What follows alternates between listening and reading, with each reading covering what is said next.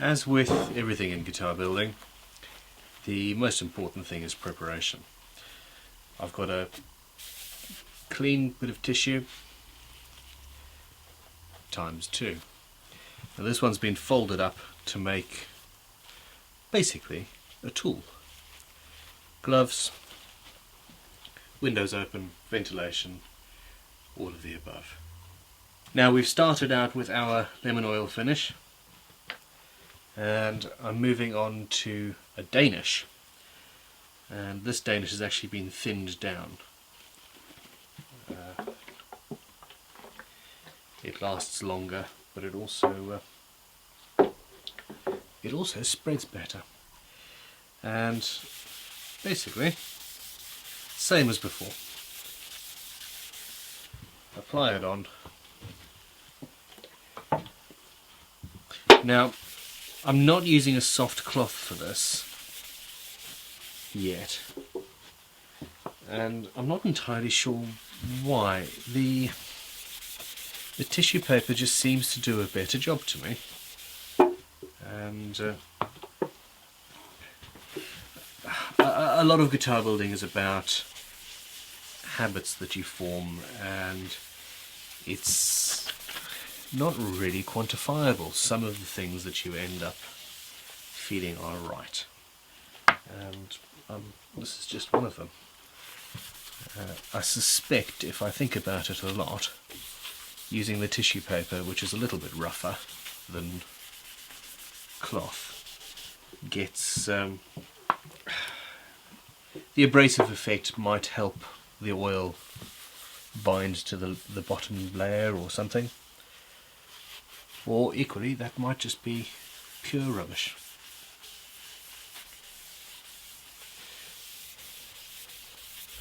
Now that's the top, and seeing as we are still in the first couple of coats on this guitar, it's seeping into the wood quite rapidly. I'm going to put a couple of coats on, but the last thing I want to do, or the very last thing that I want to happen, is for the oil to cure in this state.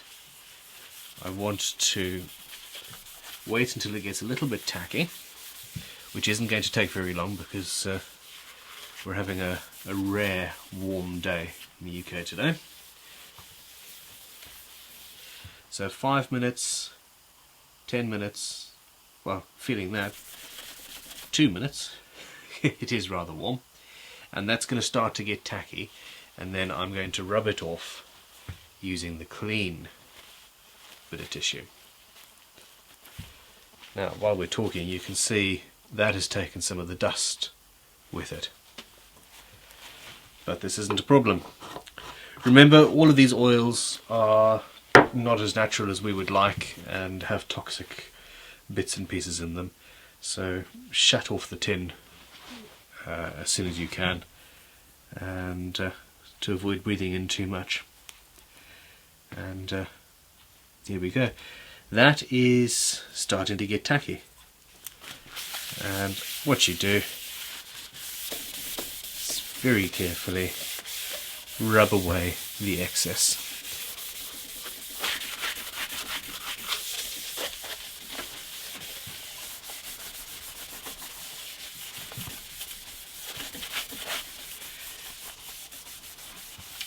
On cold days, you would be able to coat the entire guitar in oil and still have time to go back and rub it all down. So it really depends on how warm your workshop is. Sometimes it's a bit of a rush.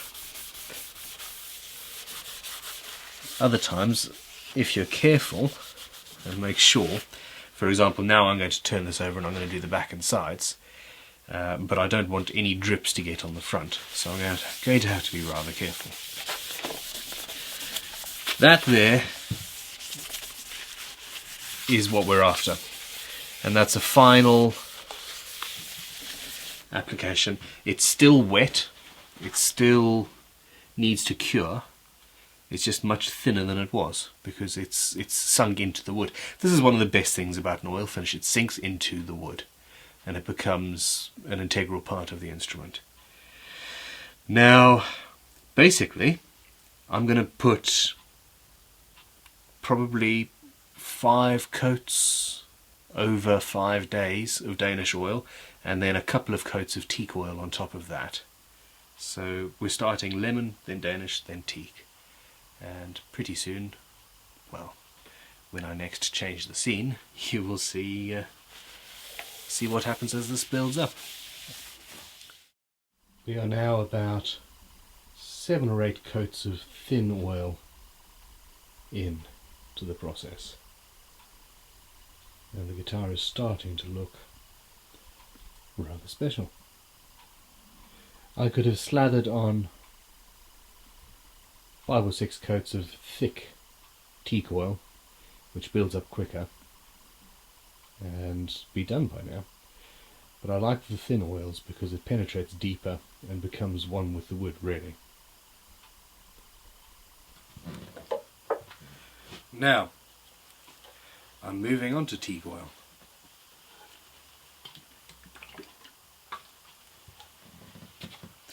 Seeing as it is summer, and surprisingly for England, rather warm as well, the two don't always coincide, unfortunately. Anyway, basically it's nice and warm, and it means that the consistency of the oil is going to, well, it's going to start setting relatively rapidly.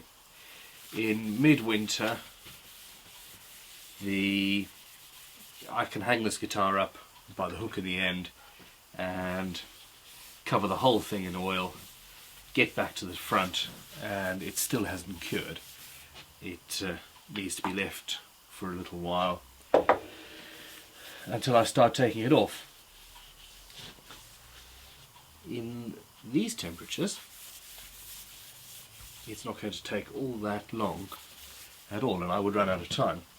Now, once the oil has started going off and becoming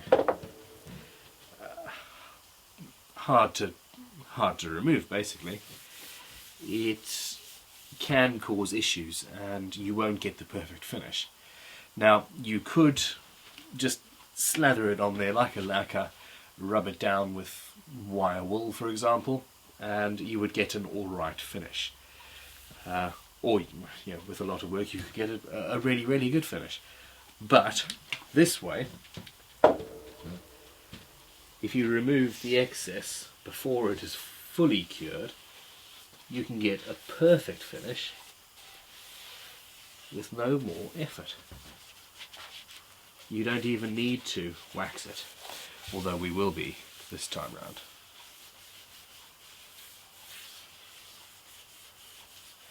So there we go. I've done the front and I'm going to do the headstock as well.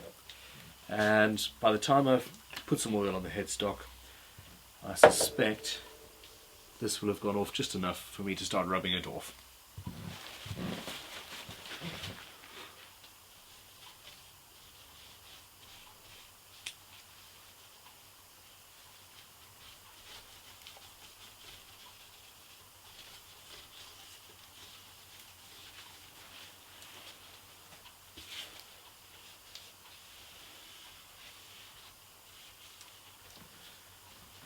So we're a couple of minutes in, and in places that is starting to become sticky or tacky, and that means I don't have very long to go before it's fully ready to take off.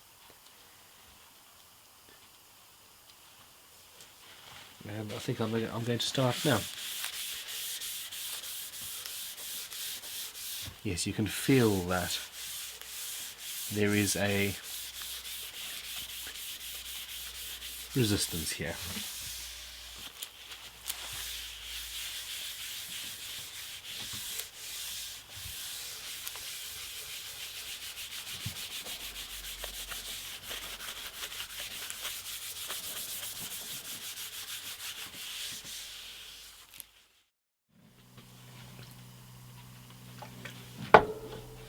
front is cured. I've left it to dry for a little while, and we move on to the back. It's less elegant than covering the entire instrument in finish and then rubbing it all off in one go, but the temperature dictates what the temperature dictates.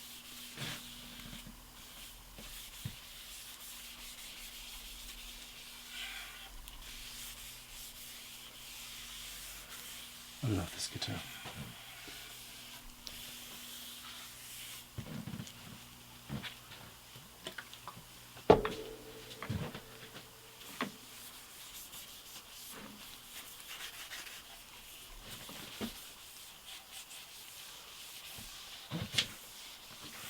When you're doing it in two pieces like this, you have to be very aware of where the oil is.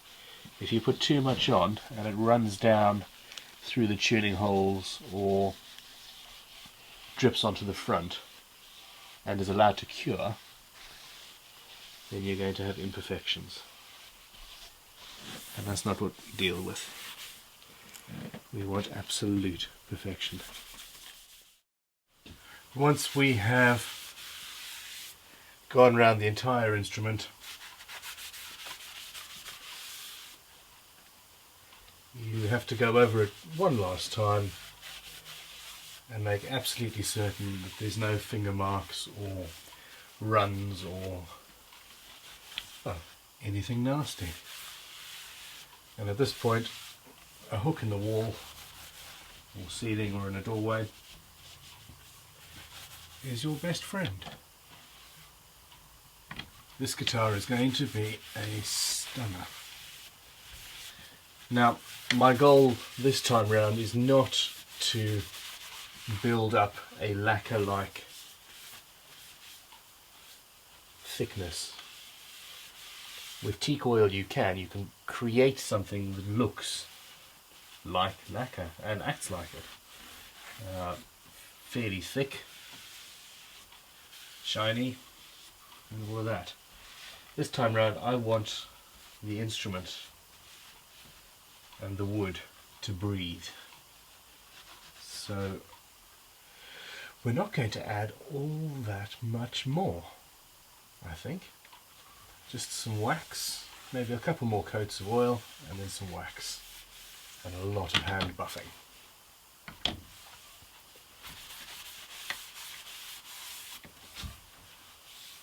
And there we have it.